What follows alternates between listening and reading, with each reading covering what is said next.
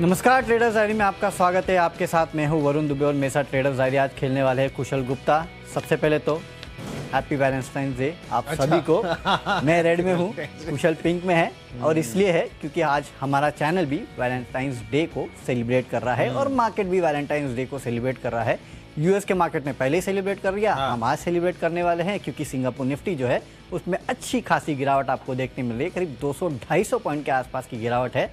तो पेन तो आज साफ दिखाई दे रहा है और वो रहने भी वाला है क्योंकि यूएस के मार्केट्स में पिछले ट्रेडिंग सेशन में आई है जोरदार गिरावट। सबसे सुपर वैलेंटाइन डे आज किसका होने वाला है ये बताइए।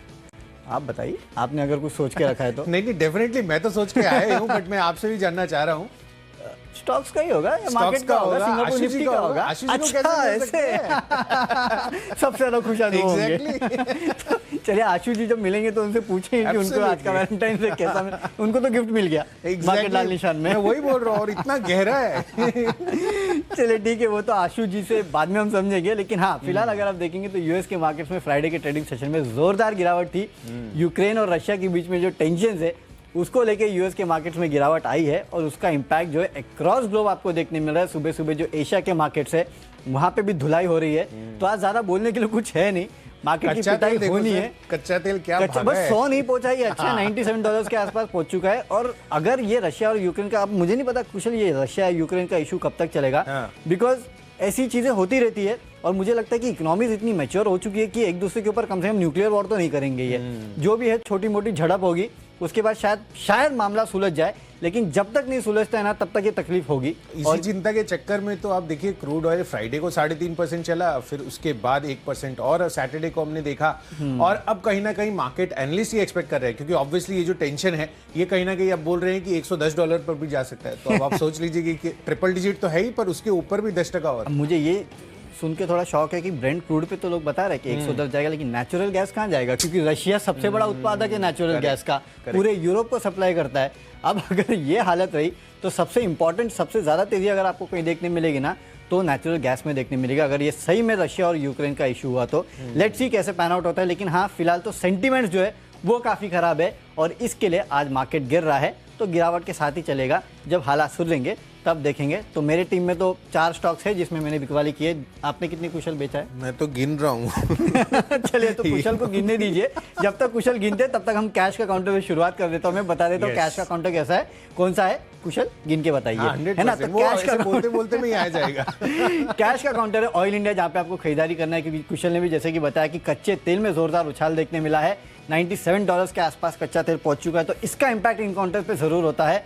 इसके लिए ऑयल इंडिया में आज खरीदारी कीजिएगा 238 के लेवल्स के लिए 225 का आपको स्टॉप लॉस रखना है। तो पहला काउंटर मेरा जो है वो है ऑयल इंडिया कैश का, जहाँ पे आपको खरीदना है। कुशल से जानते हैं उनके कैश का कौन सा काउंटर है, लेकिन उसके पहले कुशल कितने बेचे बताइए। अब तक तो काउंट कर लिया होगा। अरे मैं तो देखा ही नहीं एक्चुअली, क्योंकि जहाँ पे कैश खरीदारी का है, अब जैसे कैश सेगमेंट है तो वहां पे तो खरीदना ही है। तो बाकी आप समझ लीजिए जहाँ पे खरीदारी का ऐसे कंपल्शन नहीं है तो डेफिनेटली वहां पे बिकवाली। चले तो आज कुशल के लिस्ट में काफी सारे बिकवाली के कॉल से। चल पहले कंपल्शन वाला बता दीजिए। चलिए तो कंपल्शन वाला सबसे पहले है एक्सेल इंडस्ट्रीज। दमदार नंबर्स यहाँ पर आते हुए दिखे हैं। मैं दोनों ही कंपेयर कर रहा था, सालाना आधार पर और क्वार्टर ऑन क्वार्टर बेसिस पर, और यहाँ पर कंपनी ने बेहतरीन प्रदर्शन किया है। मार्जिन्स, इनफैक्ट जिस तरह के नंबर्स अभी अक्रॉस द बोर्ड आते हुए दिखे हैं, आप देखिए लगातार मार्जिन में सबके गिरावट आई है। आपको टॉप लाइन अच्छा दिखेगा, बॉटम लाइन अच्छा दिखेगा, पर मार्जिन पर सबसे बड़ा हिट जो है सभी कंपनियों को सभी सेक्टर्स में आता हुआ दिखा है। और यहाँ पर सरप्राइजिंगली 18.9% के मुकाबले मार्जिन 29.5% के आए हैं वरुण। तो डेफिनेटली नंबर्स काफी शानदार हैं। मुनाफे की तो मैं क्या बात करूं, 26 करोड़ से 78 करोड़ और साथ ही आय 214 करोड़ से 351 करोड़ पर जा पहुंची है। और इसी वजह से मुझे लग रहा है कि यहाँ पर आपको रिजल्ट रिएक्शन देखने को मिल सकता है।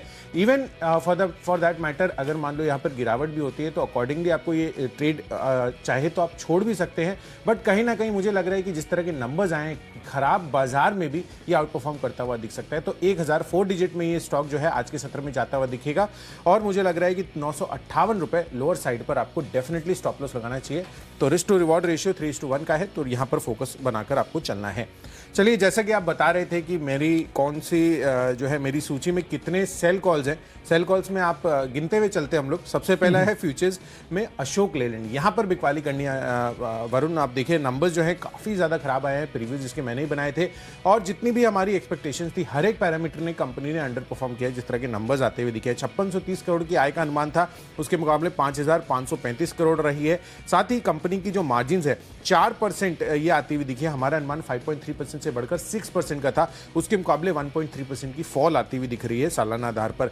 इनफैक्ट अगर आप देखेंगे एडजस्टेड बेसिस पर मुनाफा 27 करोड़ के मुकाबले केवल 6 करोड़ रुपए का रह गया है। हमारा अनुमान 65 करोड़ का आने का था।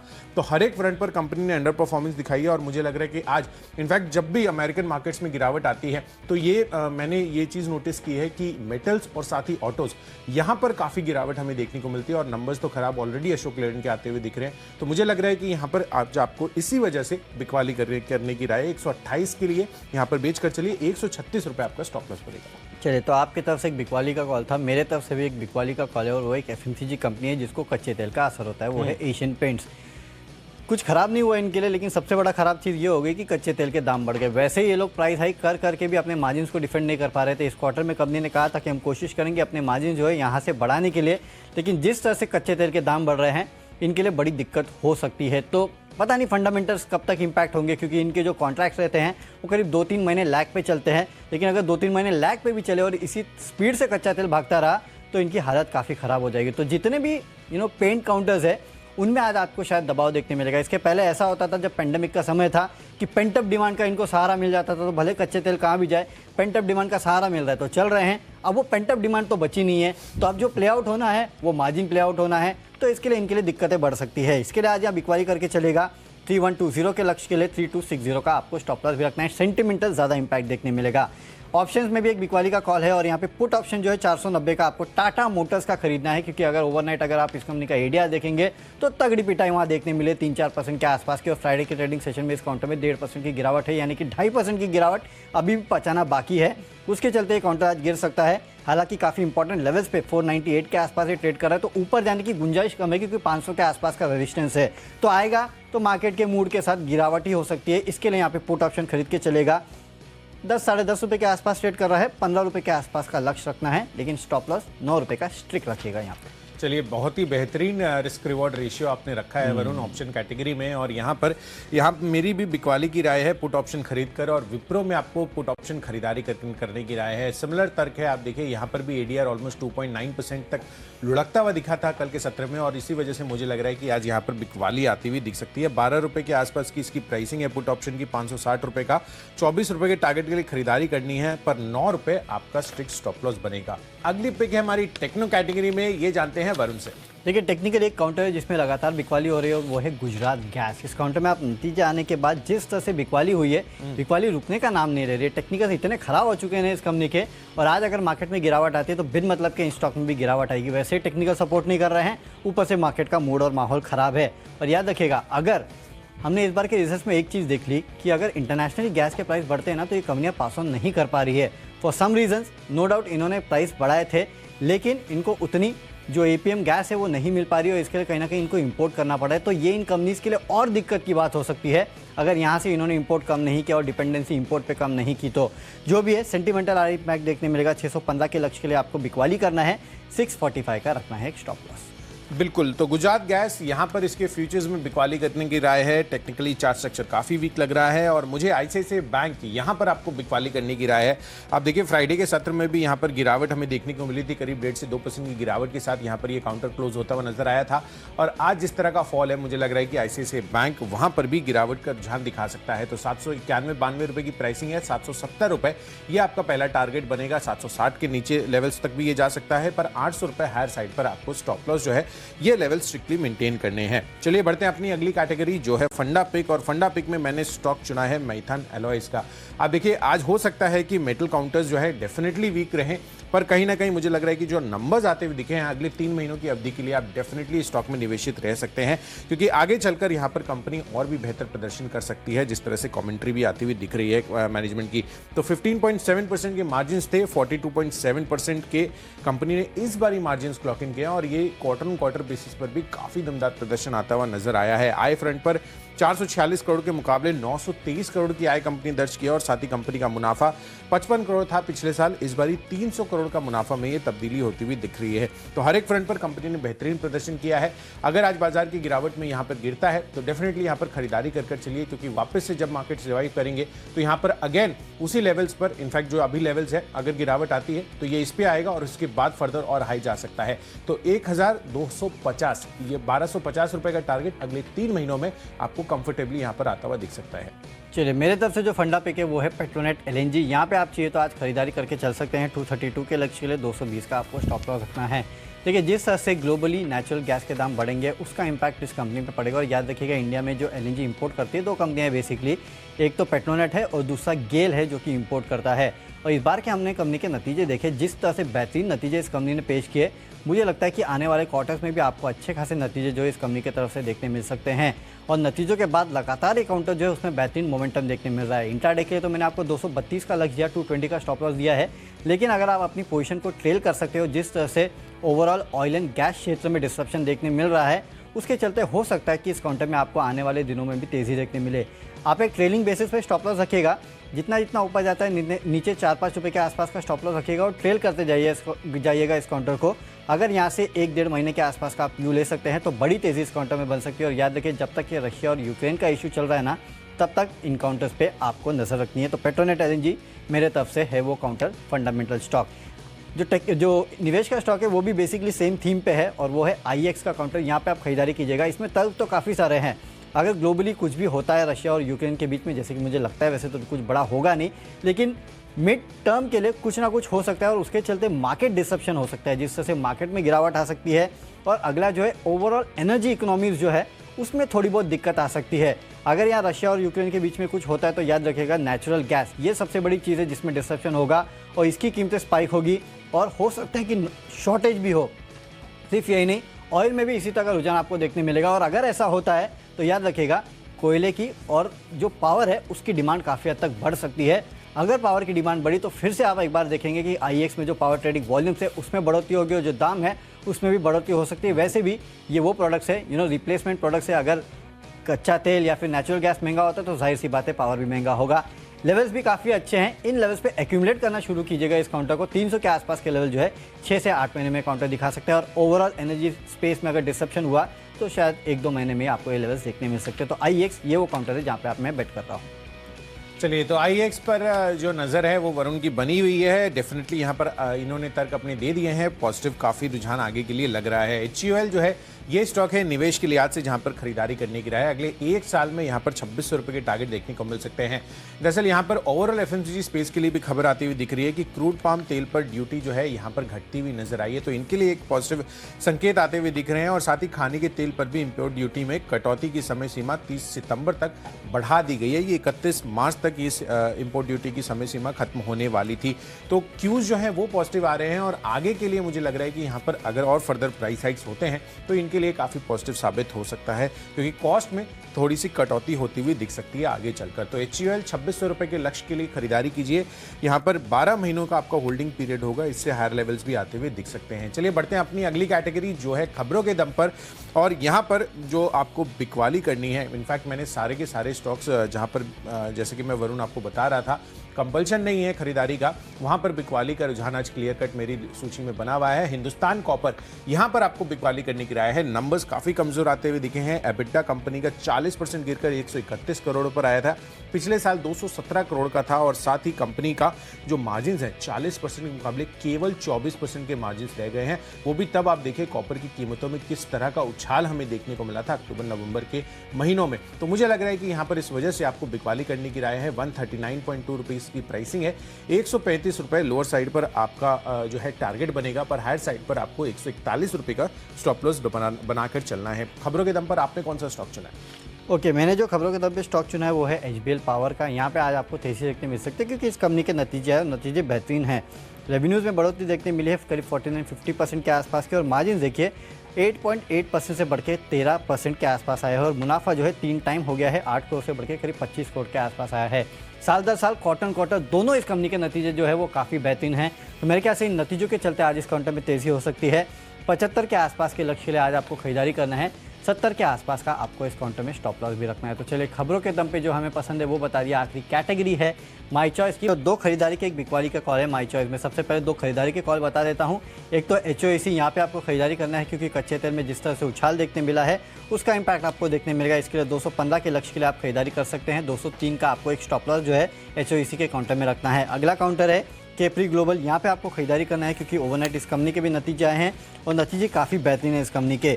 AUM में क्वार्टर 9.5%, साल दर साल करीब 42% के आसपास की बढ़ोतरी हुई है। ग्रॉस NPS 3.4% से घट के 3% के आसपास आए हैं। नेट NII में साल दर साल 45%, क्वार्टर 16%, मुनाफे में साल दर साल 32%, क्वार्टर करीब 24% के आसपास की बढ़ोतरी देखने मिली है। तो हर पैरामीटर पे नंबर्स अच्छे हैं।